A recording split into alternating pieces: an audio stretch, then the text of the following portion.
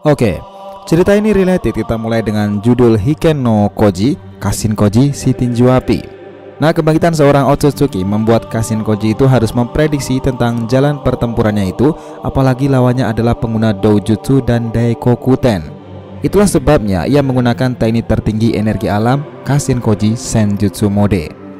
Lihatlah bagaimana Kashin Koji itu tetap mengusahakan sesuatu yang sepertinya ia tahu hasilnya itu mustahil. Kemampuan seni sage gelombang api super tinggi itu, seni sage kipas api 5 dewa api. Nah, adegan ini mengingatkan tekniknya dengan si komandan kedua Shirohige, Podcast Dies. Ini adalah pertarungan terakhir sebelum dirinya menghilang. Akhir riwayatmu, Kashin Koji. Oke, kita mulai breakdownnya dari sini.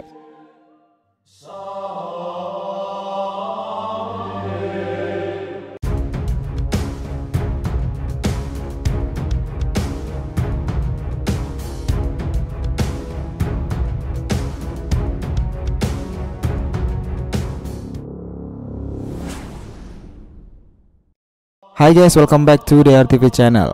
Nah, kali ini kita akan membahas mengenai pengorbanan Kashin Koji serta jalannya pertarungan kloningan Sage Agung versus sang Otsutsuki. Oke, biar nggak salah persepsi, silahkan simak sampai akhir ya.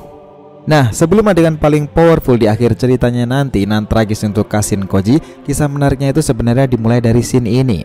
Sesaat mata itu menghilangkan pilar-pilar bangunan, Kashin Koji sudah diambang panik. Apa yang akan dia gunakan?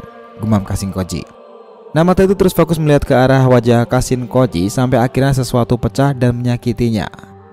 Dengar Kashin Koji, dalam gen kita ada sebuah takdir dan kau juga harus percaya apa itu karma.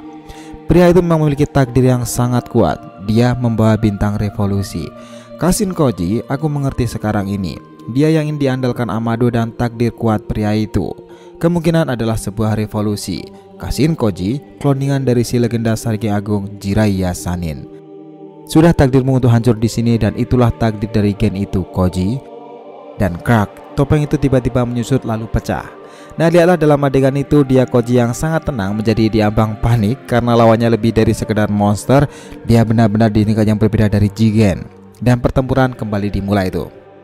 Nah, di sini serangan-serangan Kashin Koji itu mengingatkan kita dengan berbagai teknik dari Jiraiya sendiri. Dan beberapa kali menggunakan teknik rambut singa liarnya atau Oranji Shigami. Namun berbagai cara pula Ishiki bisa mengecilkan tubuhnya menggunakan Sukuna Hikona itu. Bahkan dengan bangganya Ishiki ini berada dalam bahu Koji dan mengatakan seperti ini, kekuatan kita terlalu jauh Kashin Koji, kau tak akan dapat mengalahkanku. Dengar Kashin Koji, karena ulah Amado dan karena mula aku telah kehilangan karma dan Kawaki. Tapi kau harus tahu Koji, sekarang aku dibanjiri kekuatan yang tak terbatas. Meskipun tubuh ini akan segera hancur dalam 2 hari lagi. Dan sekarang aku benar-benar kesal dengan kalian berdua. Kau adalah badut yang menyedihkan dan tak tahu apapun Kashin Koji. Dengar Kashin Koji, dia sekarang telah kabur ke Konoha sendiri. Dan kau pasti tak tahu akan semua hal itu. Amado sebenarnya telah mengkhianatimu. Dan dia tahu kau bukanlah lawan yang sepadan denganku Kashin Koji. Kau hanya ninja yang selalu digunakan untuk sebuah alat. Dan kau adalah pion yang sebenarnya Kashin Koji.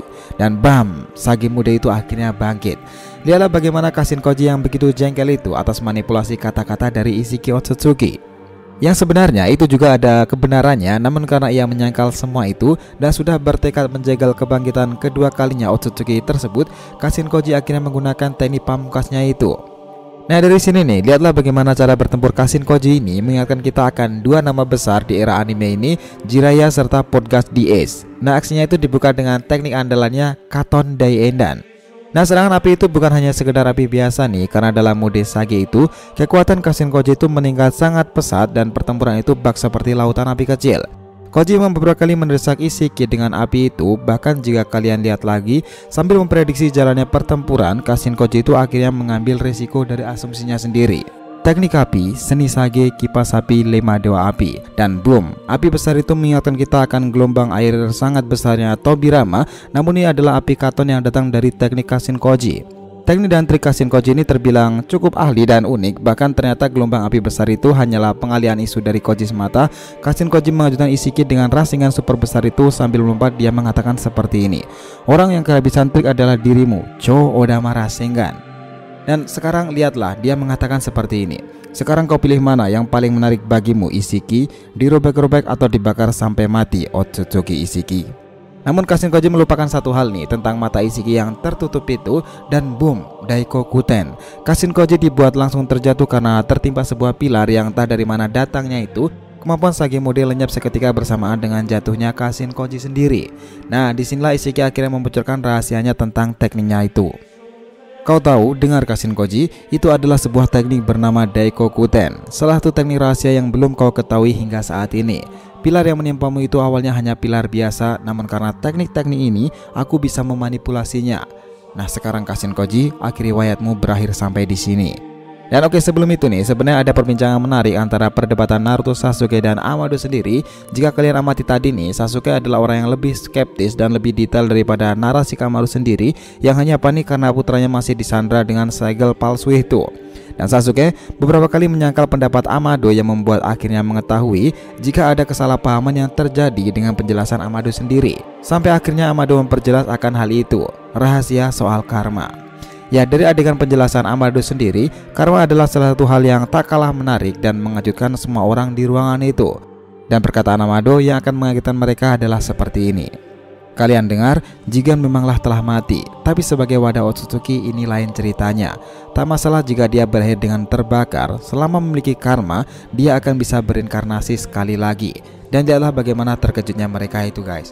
Dengan tatapan tajam itu, Amado bahkan terlihat membuat Kawaki sedikit lebih diam. Dengar, aku harus menyaksikan apa yang akan terjadi pada tubuhmu Kawaki. Dan beberapa saat nih, memang karma itu telah bangkit dan semua orang panik pada saat prosesnya reinkarnasi itu, sampai dirinya akhirnya pingsan. Nah, Amado mengawasi lebih detail dari orang lain karena ini juga pertama kali baginya sendiri. Namun, beberapa saat sebelum kejadian itu terjadi, sebenarnya ada visual-visual menarik dari perkataan-perkataan Amado. Kalian dengar, begitu Otsutsuki mati, dia akan berinkarnasi secara otomatis dari wadah itu, dan dia sendiri juga tak dapat mengendalikan prosesnya itu. Ini adalah aturan ketat dari karma seorang Otsutsuki. Wadah Ishiki memanglah Jigen dan Kawaki, tapi seiring berjalannya waktu, karma Jigen telah terbuka sepenuhnya. Dan dalam kondisi seperti ini, dia bisa menggunakan wadah itu untuk Ishiki kapan saja. Dan di sisi lain, karma Kawaki belum terlalu matang untuk dijadikan sebuah wadah.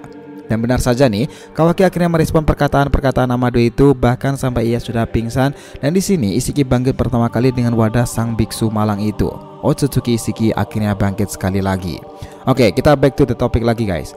Sesaat setelah Kashin Koji ini terkapar tuh, dalam previewnya itu sudah diperlihatkan gambaran-gambaran yang terjadi dalam episode selanjutnya itu. Kashin Koji telah mengatakan sesuatu, dan sesaat setelah Ishiki mendekat, tiba-tiba Kuchiyose Boiler Gamma. Nah, kata itu membuat Kashin Koji dan membawanya kabur. Inilah proses bagaimana Kashin Koji meninggalkan Ishiki dan meninggalkan ceritanya untuk sementara waktu sampai batas-batas waktu yang tak ditentukan, baik di anime ataupun dalam chapter terbarunya sekarang ini. Nah, secara garis besar nih, Kashin Koji itu memang telah kalah dari Ishiki, tapi bukan berarti hidupnya itu telah berakhir. Entah di mana dia sekarang setelah tragedi saat ini. Ada yang menyebutkan dia melarikan diri ke Gunung Suci dan membingungkan itu. Ada yang bilang pula nih, dia kembali kepada Amado sendiri. Who knows? Belum ada yang mengetahui akan semua hal itu. Nah, di sini nih, sebagai penutup ceritanya, kita akan berikan kalian momen sentimental yang epik antara ikatan Naruto dan Jiraiya Sannin. Faktanya Naruto memanglah belum tahu dia Kashin Koji diciptakan dari cloning DNA ninja mana. Karena saat peristiwa terbongkarnya identitas Kashin Koji, CCTV kata itu telah hancur dan menghilang karena ulah Ishiki Otsutsuki. Nah, beberapa kali Naruto sempat mengatakan jika hal ini aneh karena ia memang tak mengenal Kashin Koji sendiri. Tetapi ada sesuatu yang ia terus memikirkan, kemungkinan terburuk dari ninja satu itu. Menurut Naruto sendiri, Kashin Koji itu sudah sungguh-sungguh ingin melenyapkan Jigen. Dan itulah sebabnya beserta teknik dan cara bertempurnya itu, dalam pikiran Naruto, ia langsung teringat satu nama yang begitu spesial dan sentimental buatnya yang belum ia ungkapkan. Ero Sennin, Jiraiya si legenda Sannin. Nah, gimana guys? Cerita ini berakhir sampai di sini, dan inilah poin-poin penting dan menarik dalam kejadian terbaru Boruto 214 ini. Dan mungkin kita akan breakdown lagi dalam ceritanya ke depan dalam breakdown episode selanjutnya 215 dan 216. Nah, kita akan lihat bagaimana Ishiki itu mendatangi Konoha dan akhirnya akan terjadi pertempuran dalam dimensi lain itu. Jadi jika ada hal menarik dan informasi lebih lanjut nih tentang nasib hidup Kashin Koji sendiri, silahkan tinggalkan di kolom komentar di bawah, oke? So guys, itulah tadi pembahasan kita tentang ninja yang sangat langka dengan teknik yang dimiliki Jiraiya di era ini, Kashin Koji, akhir riwayatmu kini. Jangan lupa kasih saran di kolom komentar dan subscribe channel ini. Semoga ceritanya itu memberikan informasi dalam tiap pembahasan animenya. Thank you telah menonton konten DRTV and we'll be come back.